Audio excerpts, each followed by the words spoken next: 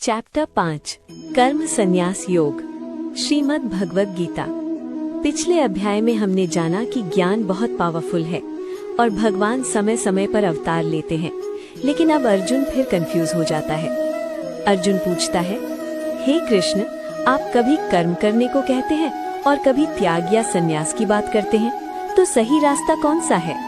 श्री कृष्ण कहते हैं, कर्म संन्यास यानी सब छोड़ देना और कर्म योग यानी कर्म करते रहना दोनों ही अच्छे हैं, लेकिन कर्म योग ज्यादा आसान और श्रेष्ठ है। मतलब दुनिया छोड़कर भाग जाना जरूरी नहीं है, बल्कि दुनिया में रहते हुए सही तरीके से कर्म करना ही असली योग है। श्री कृष्ण कहते हैं, कर्म करो लेकिन आसक्ति मत रखो। ब्रह्मण्याधाय कर्माणि संगम त्यक्त्वा करोति यः।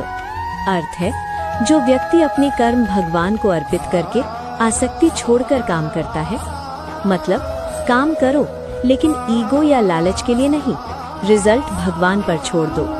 श्री कृष्ण बताते हैं, जिसने इच्छा, क्रोध और लालच पर काबू पा लिया, उसे ही सच्ची शांति मिलती है।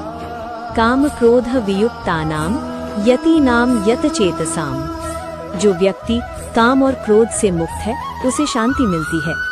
जैसे अगर तुम काम सिर्फ पैसे या नाम के लिए करते हो तो स्ट्रेस मिलेगा, लेकिन अगर तुम डेडिकेशन से काम करते हो तो अंदर से पीस मिलेगा।